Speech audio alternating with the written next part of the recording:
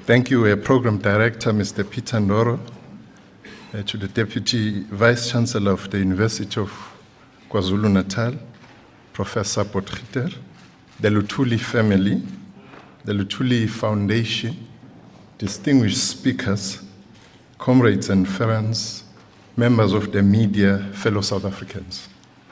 We meet here today to celebrate the life and legacy of a great leader and statesman, Chief Albert Luthuli. We are reminded of how far we come and indeed how many people, individually and collectively, paved the way for our freedom. We are grateful to them that we are amongst those who made it to the victory line. We are also privileged to be amongst those who inherited the title deed to the future. The preamble of the Constitution of the Republic enjoins us to, amongst others, I quote, recognize the injustices of our past, honor those who suffered for justice and freedom in our land, respect those who have worked to build and develop our country, and believe that South Africa belongs to all who live in it, united in our diversity. 20 years ago was the culmination of a 300 years of struggle that brought us to the point in our history where we could say definitely that we had seized the moment and entered a new space and a new era. We had embarked upon a new road to the building of a united, non-racial, non-sexist, democratic South Africa. We stand on the shoulders of those giants who showed rare stoicism in the fight against colonialism and apartheid. The Khoisan wars of resistance against colonial settlers in the Cape, those who had perished on the Eastern Cape frontier wars and resisted colonial imposition for more than 2 centuries.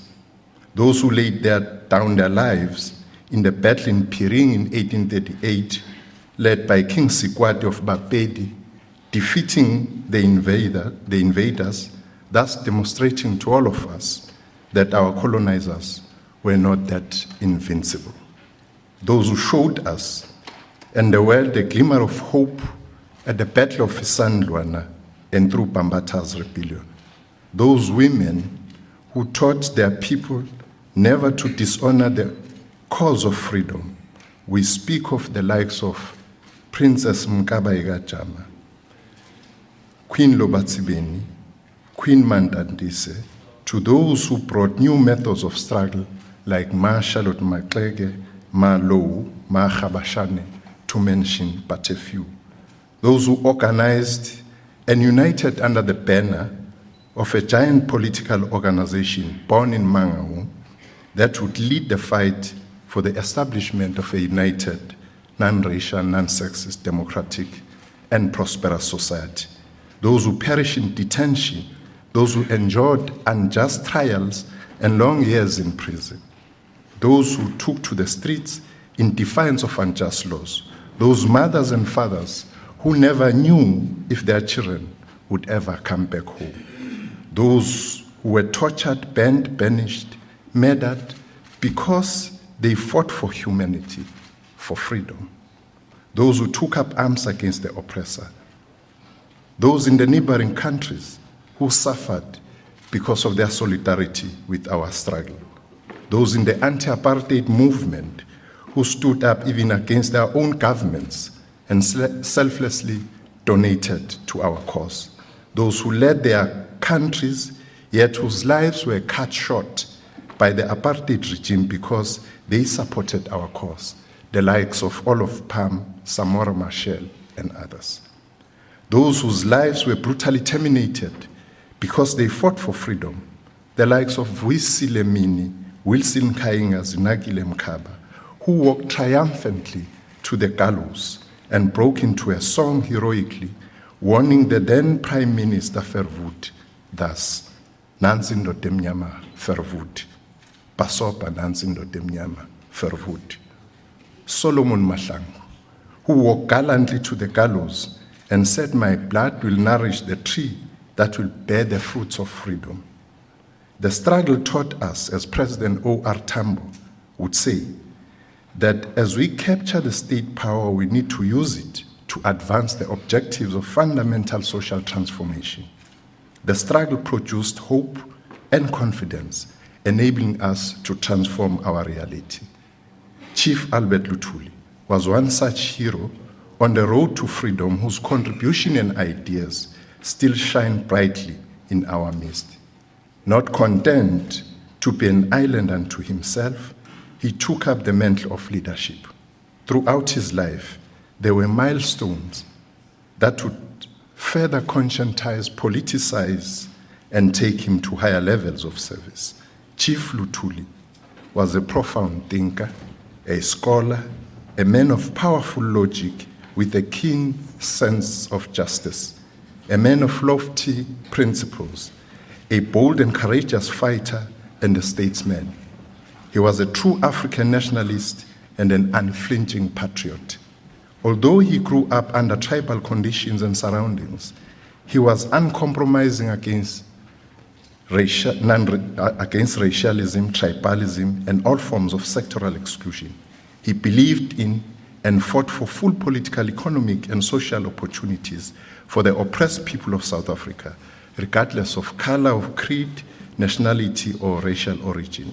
A staunch anti-imperialist, anti-colonialist, he fought and obtained the cooperation of all anti-apartheid, anti-imperialist progressive movements and organizations in our country and abroad.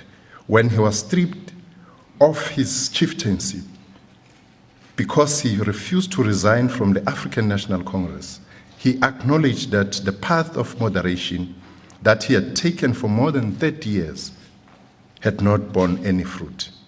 Chief Luthuli then declared, and I quote, "The past 30 years have seen the greatest number of laws restricting our rights and progress until today. We have reached a stage where we have almost no rights at all. It is with this background and with a full sense of responsibility that under the auspices of the African National Congress, I have joined my people in the new spirit that moves them today, the spirit that revolts openly and boldly against injustice and expresses itself in a determined and nonviolent manner." He concluded by asserting that he would remain in the struggle for extending democratic rights and responsibilities to all sections of South African people. What the future has in store for me, I do not know. It might be ridicule, imprisonment, concentration camp, flogging, banishment, and even death. It is inevitable that in working for freedom, some individuals and some families must take lead and suffer. The road to freedom is via the cross, close quote. As a leader and President General of the African National Congress in the 1950s, Chief Luthuli was known for his unwavering commitment and as an insightful and eloquent voice for the African struggle for freedom and self-determination. He was amongst those who were put on trial but remained steadfast. He fused African tradition, Christianity, and modernity. In so doing, he managed to take a perspective that combined different ways of seeing into one coherent vision, a totality of reflection and action.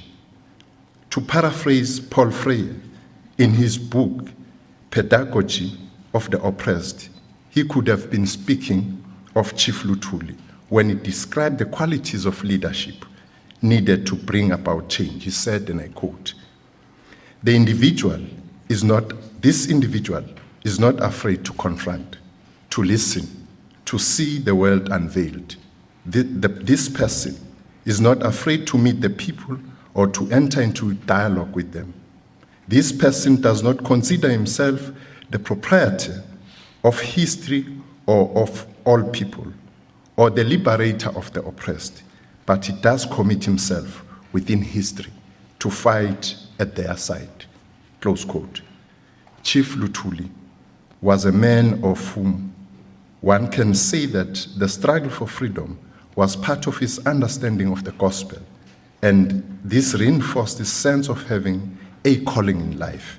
He embraced the notion of serving the people and working for the greater good for all.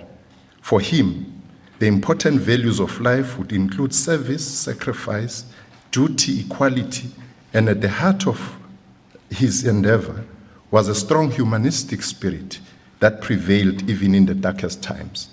In 1958, he pointed out, and I quote, "I personally believe that here in South Africa, with all our diversities of color and race, we'll show the world a new pattern for democracy," close quote.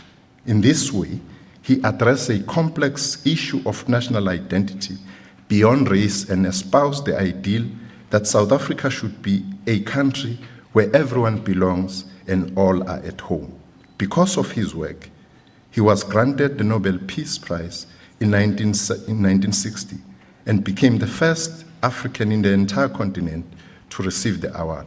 But modestly, he saw South African struggle as part of contributing towards world peace and acknowledged that in fighting oppression and discrimination, and through the award, I quote, "we are serving our fellow men the world over." He was not alone in showing us the path to a better future.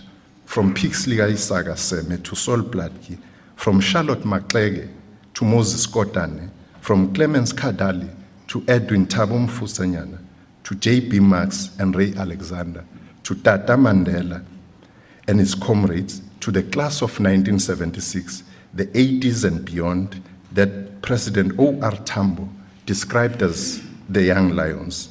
They have all paved the road to freedom.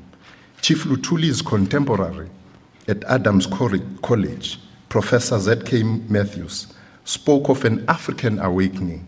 He said, and I quote, "It is in the minds of Africans that revolutions which are rocking the foundations of African societies are taking place," close quote. In this way, his words echoed that of Pixley Isaka Seme when in 1906 called for the regeneration of Africa.